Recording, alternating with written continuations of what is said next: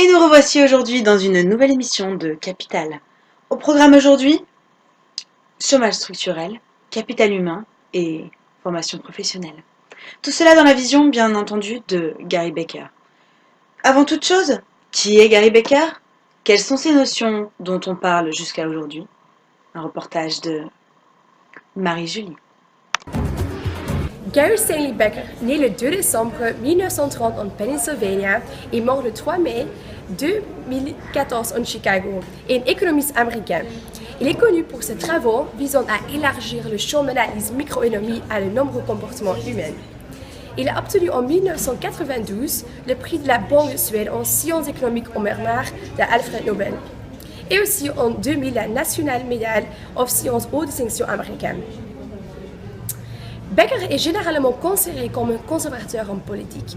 Parallèlement à son travail universitaire, il a été professeur à l'Université de Chicago, dans le département de sociologie et d'économie.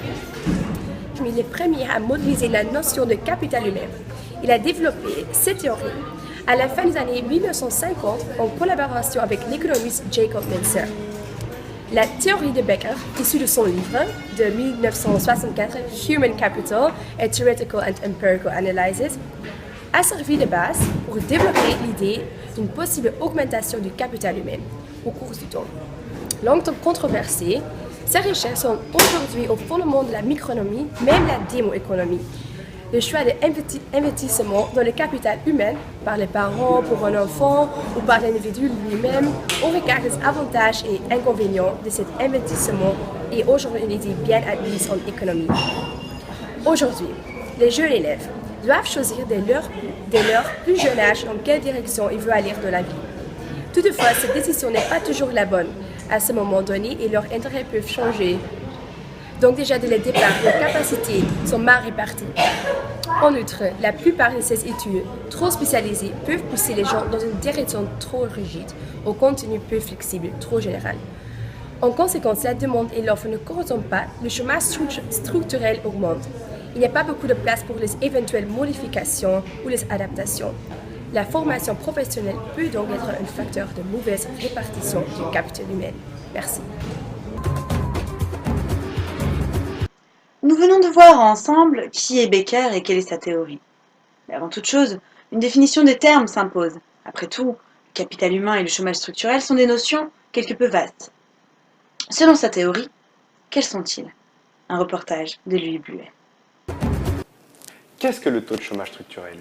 Le taux de chômage structurel est un taux de chômage théorique qui ne tient pas compte des effets conjoncturels, c'est-à-dire des fluctuations de court terme directement liées au choc économique. Autrement dit, il s'agit du taux de chômage d'équilibre pour lequel l'offre et la demande de travail ne convergent pas. Dans les années 1960, Milton Friedman a montré que, même lorsque le marché est à l'équilibre, toute l'offre est égale à la demande, un certain taux de chômage subsiste. Ce chômage est dû aux frictions sur le marché du travail où, à un même moment, toute l'offre et la demande ne peuvent s'égaliser. Par exemple, une personne qui perd son emploi mais dont les qualifications ne sont pas celles requises par un employeur potentiel va rester un temps au chômage alors même qu'il existe des offres non pourvues. Qu'est-ce que la formation professionnelle? Selon les dispositions du Code du travail, la formation professionnelle continue recouvre divers objectifs à l'intention des salariés, à savoir favoriser leur insertion ou leur réinsertion professionnelle, permettre leur maintien dans l'emploi, favoriser le développement de leurs compétences et l'accès aux différents niveaux de la qualification professionnelle. Elle a également pour objet de contribuer au développement économique et culturel, à la sécurisation des parcours professionnels ainsi qu'à leur promotion sociale. Cette formation vise ainsi les personnes déjà salariées et vient compléter la formation initiale qui, pour sa part, vise à préparer un emploi avant une titularisation. Si elle fait l'objet d'une législation abondante, la formation professionnelle continue des salariés est également une notion largement prise en compte au sein des accords collectifs conclus par les partenaires sociaux. Différents types de formations existent. Ils peuvent trouver leur source dans une décision de l'employeur ou du salarié lui-même. Ainsi, si les plans de formation sont à l'initiative de l'employeur, d'autres types de formations sont en principe à l'initiative du salarié. Nous l'avons vu ensemble, l'investissement en capital humain est aujourd'hui l'un des plus grands thèmes de la politique publique dans les pays développés. Il semble en effet pouvoir apporter des solutions à plusieurs problèmes auxquels les décideurs politiques ont été confrontés au cours des dernières décennies, à savoir le ralentissement de la croissance économique dans la plupart des pays occidentaux depuis 1973, la montée du chômage et la polarisation des revenus. L'accumulation de capital humain permettrait en effet des gains de productivité favorables à la croissance et à l'emploi. Cette notion de capital humain pose problème. En effet, d'après ce concept, deux personnes ne valent pas la même chose. Une personne peut être capable de pallier à plusieurs pôles dans une même entreprise ou dans un même secteur d'activité, tandis que l'autre peut être trop spécialisée dans un domaine en particulier. Pour rien au monde, elle ne se séparerait de son vieil appareil argentique.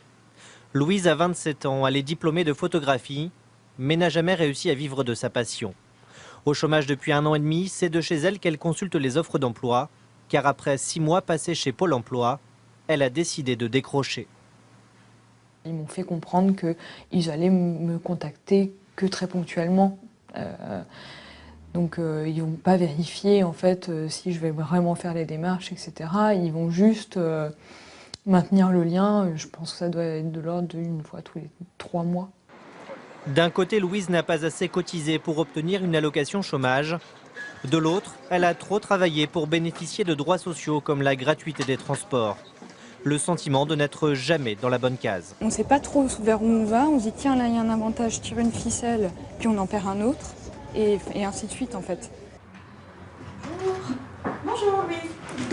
Pour éviter de vivre au crochet de son entourage, elle a poussé la porte de cette agence d'intérim. C'est bien parce que j'ai fini mon contrat. C'était bien passé ?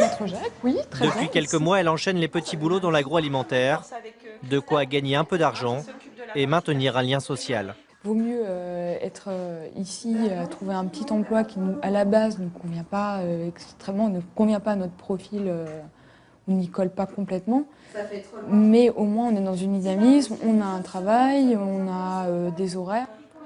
Dans cette agence, les jeunes diplômés sont de plus en plus nombreux, des chômeurs en quête de job alimentaire, à qui Pôle emploi n'a rien proposé. Nous-mêmes, on travaille avec Pôle emploi, on essaye de travailler avec Pôle emploi et sincèrement, c'est pas toujours simple. Sur des missions comme celle où on a délégué Louise dernièrement, on a pu les solliciter et ils sont eux-mêmes démunis, donc on préfère se débrouiller par nous-mêmes. De son côté, Pôle emploi rétorque que ses conseillers sont là pour proposer un véritable projet professionnel sur la durée et que quoi qu'il arrive, il faut toujours rester inscrit. À un moment donné, ils vont peut-être pas être reçus systématiquement à rendez-vous, mais c'est à eux de faire en sorte que Pôle emploi leur propose soit un accompagnement par un prestataire, soit une évaluation du travail, soit une aide ou une aide à la formation. Et dans ce cas-là, s'ils ne sont pas inscrits, c'est plus possible. Donc il faut absolument qu'ils restent inscrits. Mais à l'image de Louise, les chômeurs invisibles sont nombreux, 830 000 en France. Avec les bénéficiaires du RSA et les temps partiels subis, 9 millions de personnes sont aujourd'hui au chômage ou en sous-emploi. Selon les syndicats, Pôle emploi n'a pas les capacités de gérer une telle population. Nous, ce que nous réclamons, c'est simplement d'être à niveau par rapport à la moyenne européenne. Pour être au niveau de l'Allemagne, en termes d'accompagnement, de suivi et d'aide aux chômeurs, il faudrait que nous puissions, dans notre pays, décider de recruter entre 8 et 9 000 personnes supplémentaires. Louise n'a aujourd'hui aucune intention de retourner à Pôle emploi, sauf à avoir suffisamment cotisé pour prétendre à une indemnité chômage. Nous venons de voir ensemble les problèmes dus au chômage et à la formation professionnelle. Mais cette formation professionnelle peut également être une solution. C'est ce que nous allons voir maintenant avec notre reporter Yasmina Oufi. Le chômage structurel qui est lié à des changements de structure économique en France provoque une adéquation qualitative entre l'offre et la demande sur le marché du travail. Donc ce qu'il faut savoir, c'est que l'évolution des qualifications dues aux évolutions techniques conduit à rendre inemployable une partie de la population qui ne trouve plus d'emploi correspondant à ces qualifications. Donc il y a une solution qu'il ne faut pas du tout négliger, qui est hyper importante pour résoudre ce problème, c'est la formation professionnelle. La formation professionnelle a énormément d'avantages, que ce soit pour l'entreprise ou pour le salarié. Donc déjà, il faut savoir que tout d'abord, pour le salarié, cela permet d'acquérir une qualification ou un certificat reconnu dans la profession. Ça permet aussi également d'acquérir la reconnaissance de ses compétences au sein de son entreprise. Ça permet aussi de faire évoluer ses compétences et ainsi être acteur de son évolution professionnelle. Ça permet aussi d'augmenter son employabilité dans un secteur, par exemple, sous tension, de garder son poste tout en étant formé.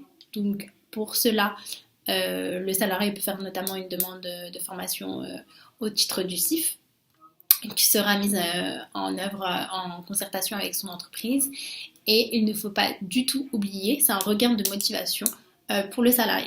Plus lors de formation comme telle, il arrive souvent que le salarié améliore la qualité de son travail, ça diminue sa résistance au changement, ça améliore sa capacité d'adaptation, ça améliore aussi son ouverture aux autres, ça a un avantage parce qu'il prend confiance en ses capacités, ça incite les autres employés de l'entreprise à suivre des activités de formation et donc ça améliore la productivité générale de l'entreprise. La formation professionnelle a énormément d'avantages, que ce soit pour l'entreprise ou pour le salarié. Donc déjà, il faut savoir que tout d'abord, pour le salarié, cela permet d'acquérir une qualification ou un certificat reconnu dans la profession. Ça permet aussi également d'acquérir la reconnaissance de ses compétences au sein de son entreprise. Ça permet aussi de faire évoluer ses compétences et ainsi être acteur de son évolution professionnelle. Ça permet aussi d'augmenter son employabilité dans un secteur, par exemple, sous tension, de garder son poste tout en étant formé. Donc, pour cela, le salarié peut faire notamment une demande de formation au titre du CIF, qui sera mise en œuvre en concertation avec son entreprise. Et il ne faut pas du tout oublier, c'est un regain de motivation pour le salarié. Nous venons de voir les nombreux avantages que peuvent apporter les formations professionnelles. Seulement, ces formations ont également de nombreux désavantages et de nombreuses limites. Les principales sont au nombre de 3. C'est ce que nous allons voir maintenant dans notre prochain reportage. Clémence, c'est à vous. Il existe des limites concernant la théorie de Becker du capital humain. On peut énoncer une première critique concernant cette théorie. La relation formation-productivité qui n'est pas toujours vraie et donc pas toujours vérifiée. On peut constater que très souvent, si les candidats les plus instruits sont retenus, c'est parce qu'ils ont déjà été triés par le système éducatif et que de ce fait, ils peuvent être considérés comme meilleurs. Cela revient à dire que l'école a une fonction de tri ou bien de filtre sélectif et peut provoquer un manque de motivation chez les jeunes. On peut également énoncer une deuxième critique. Il faut rappeler le rôle essentiel joué par la segmentation du marché du travail. Le diplôme est lui aussi un facteur de tri, mais en plus, il détermine durablement l'évolution des revenus. Celui qui rentre sur le marché du travail précaire a des chances d'y rester assez longtemps. Cette durée où l'individu subit cette instabilité peut être un indicateur de faible productivité ou même d'incompétence, ce qui va lui nuire par la suite lorsqu'il recherche un emploi. Enfin, on peut énoncer une troisième critique. Avec le développement incessant des nouvelles technologies, les technologies amènent à la destruction de certains postes, alors que de personnes étaient qualifiées pour accomplir cette tâche et avaient effectué des études ou bien des formations dans ce but-là. On peut arriver à dire que les technologies remplacent le capital humain. C'est une nouvelle édition de Capital qui vient de se terminer. Merci à tous d'avoir suivi cette émission et au prochain sujet. À très bientôt.